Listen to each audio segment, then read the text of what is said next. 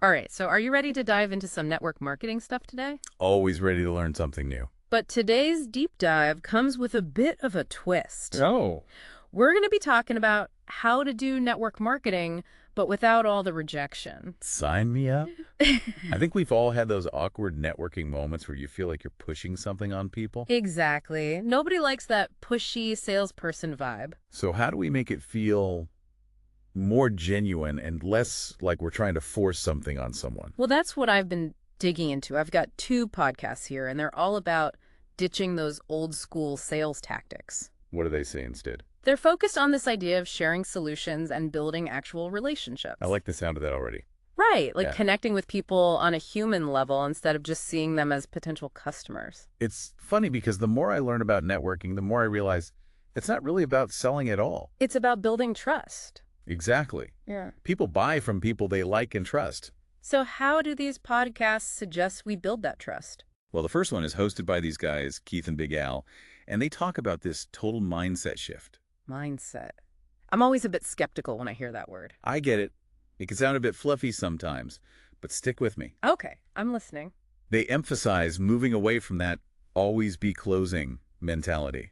You know, always trying to force a sale. Exactly. Instead, they talk about genuinely trying to help people. But how do you actually do that? How do you approach people in a way that doesn't make you sound like a used car salesman? That's where their quick start formula comes in.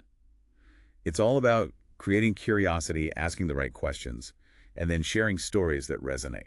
So paint me a picture. I'm at a networking event. How do I even start a conversation without sounding like I'm trying to pitch something? Well, let's say you overhear someone talking about how stressed they are. It's all about finding a common ground, right? I can see that. Instead of jumping in with your business opportunity, you could simply say, I couldn't help but overhear you talking about stress. I used to feel that way too. So you're acknowledging their experience and showing empathy. And then what? You could follow up with something like, have you ever considered ways to make extra money without adding to your workload? Okay, so I'm piquing their interest without being pushy. Exactly. Yeah. You're opening the door for a conversation, and if they seem even slightly intrigued, you can ask, would you be open to hearing how I found a solution that worked for me? Again, focusing on them and their needs, not on me and my business. Right. It's all about providing value and seeing if it resonates. This reminds me of that time I tried to convince my friend to try this new meditation app I was obsessed with. Oh yeah, what happened? I kept going on and on about how great it was, but he just wasn't interested.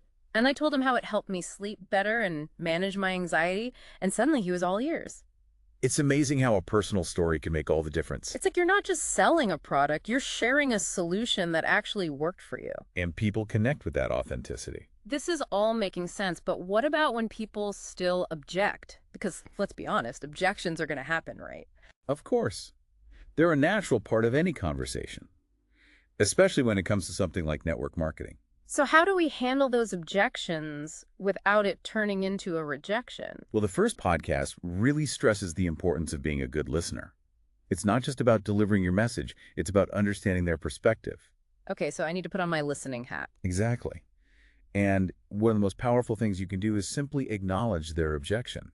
Like saying, I understand you might have some reservations. Exactly. It shows that you respect their opinion and you're not trying to bulldoze them. And then what? Well, one of the magic phrases they suggest is, would it be okay if I shared something that's helped me? I like that. It takes the pressure off and gives them an easy way to decline without feeling rude. Right. It's all about creating a comfortable space for them to explore the opportunity without feeling obligated. So we're planting seeds and respecting boundaries. Exactly. And that brings us to the second podcast, which goes even deeper into the art of handling objections without leading to rejection. Now that sounds like a skill we could all benefit from. Seriously. Who doesn't want to be a master at navigating those tricky conversations?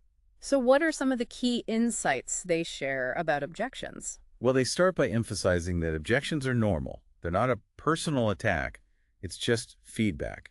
That's a good way to look at it. I tend to take it personally when someone says no. I think we all do. But they explain that objections usually stem from one of three reasons, either lack of understanding past negative experiences or doubts about their own ability to succeed. Okay, that makes sense. So someone might say, I don't have time. because they don't realize how flexible the opportunity is. Exactly. Or they might say, I've been burned by network marketing before Hmm. because they had a bad experience in the past, And then there's the classic, I'm not a salesperson. which speaks to that fear of being pushy or inauthentic.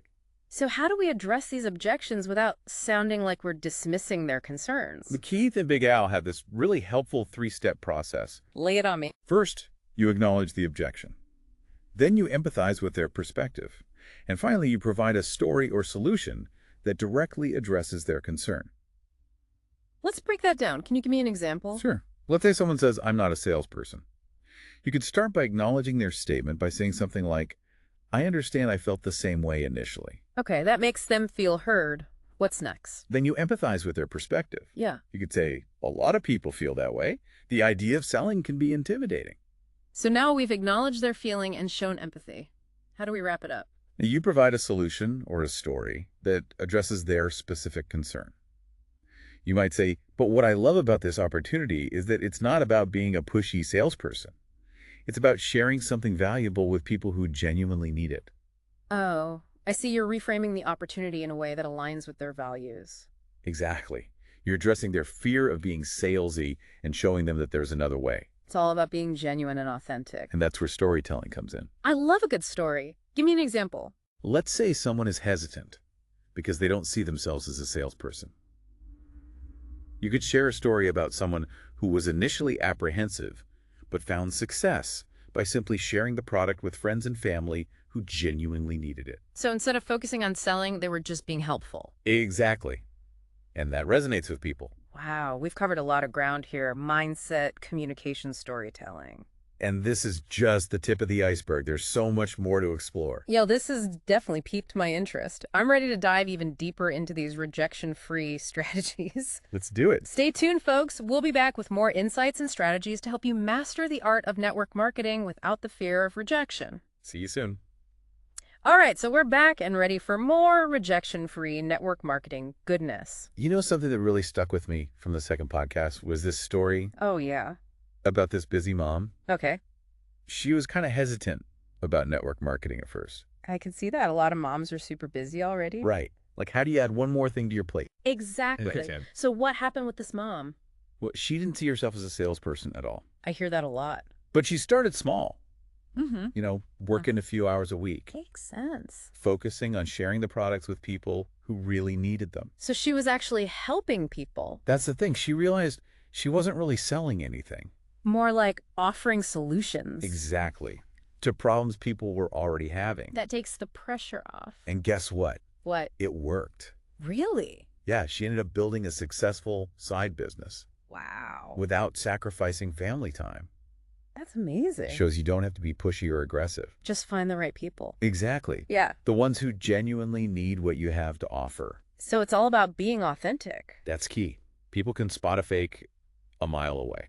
But when you truly believe in what you're sharing, it shines through. These podcasts really hammer home that point. That your mindset is crucial. If you're approaching network marketing with fear and doubt, It's going to but if you believe in what you're offering, then you'll attract people. it's like a magnet. Okay, but what about those of us who struggle with confidence? They had a great analogy for that. Oh, I love analogies. Imagine you're at a party Okay. and you meet someone who's raving about this new restaurant. I've been there. They describe the food, the ambiance, everything. With so much passion. You can't help but be intrigued. And you end up adding that restaurant to your list. Right. That's the power of authentic belief. It's contagious. When you genuinely love something, It shows in your communication. and people are naturally drawn to it. So it's not about faking it till you make it. It's about finding something you truly believe in. And letting that passion guide you That's what sets this approach apart. from those pushy sales tactics. It's not about manipulation It's about sharing something you're excited about. and seeing if it resonates with others. This conversation has really shifted my perspective. Me too. I'm starting to see network marketing in a new light. It's done right It can be a really powerful way to connect with people. and make a positive impact. So what are the biggest takeaways you're getting from these podcasts? For me, it's all about mindset, communication, and authenticity. Those are the pillars. And even when you've mastered all that, There will still be times when people say no. of course, Yeah. not everyone is going to be the right fit. And that's okay. The key is to not take it personally. Easier said than done. Remember, no doesn't always mean never. Sometimes it just means not right now. Exactly. People have their own circumstances and priorities. And our opportunity might not be right for them at this moment. It's not a reflection on you. Or our offer. It's just a matter of timing and alignment. So instead of seeing rejection as a failure, Try to reframe it as a learning opportunity. maybe I could have communicated better. Or maybe the timing wasn't right. Each interaction is a chance to learn. And become a more effective communicator. It's all about growth. And you know what's interesting? What? The most successful network marketers, Aren't necessarily the best salespeople. they're the ones who genuinely care about helping people. It's about building relationships. It always comes back to authenticity. People can sense when you're being genuine, And they're more likely to trust you. when they feel like you have their best interests at heart. This applies to all areas of life, not just network marketing. So we're not just learning about business. We're learning about communication and connection. This has been such an eye-opening conversation. I'm feeling really inspired. So as we wrap up this part of our deep dive, What's the one message you want our listeners to take away? I want them to feel empowered To approach their interactions with confidence and authenticity. and a genuine desire to make a difference, Maybe we can even inspire some people to ditch those old school sales tactics. and embrace a more heart-centered approach. Because at the end of the day, It's not about closing deals. it's about opening hearts and minds. Well said. Let's make a difference. One authentic connection at a time. Well, we're back. And after those last two parts, I don't know about you, but I'm feeling pretty pumped about network marketing now. Me too. I mean, it's amazing how just changing your mindset a little Right. can totally transform how you approach the whole thing. It's like we've gone from dreading those networking conversations to actually kind of looking forward to them. Yeah. Like now it feels more like, Connecting with people. yeah, sharing something you actually believe in. And remember all this stuff we've been talking about? It's not just for network marketing. It's for life in general. Exactly. Like being empathetic, Being authentic. creating value. Those are all good things. You can use them in any area of your life. You know, in the last part, you Yeah. were talking about what the world would look like. Mm-hmm. If we all applied these principles to our interactions, It's a pretty powerful thought, right? it is. It got me thinking. I've been thinking about it too. But let's be real for a second. Yeah. Even if we do everything right, Yeah. there are still going to be times when people say no. Oh, absolutely. Rejection is just part of life. It is. And it can be tough to deal with. It can. But remember, a no doesn't always mean never. That's true. Sometimes it just means not right now. Or not for me. Exactly. People have their own stuff going on. Their own priorities. And sometimes our opportunity just isn't the right fit. So don't take it personally. Yeah. Easier said than done, though, right? I know. You know. But try to see rejection as a learning experience. Okay, so what can I learn from a no? Well, maybe you could have explained things better. Or maybe it was just bad timing. Every interaction, whether it's a yes or a no, Is a chance to grow? you know, the most successful network marketers, Yeah.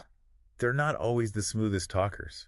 Really? What really matters is that they genuinely care about helping people. About those relationships. And it all boils down to authenticity. People know when you're being real with them, And they're more likely to trust you. when they feel like you actually care. So this has been a pretty eye-opening conversation.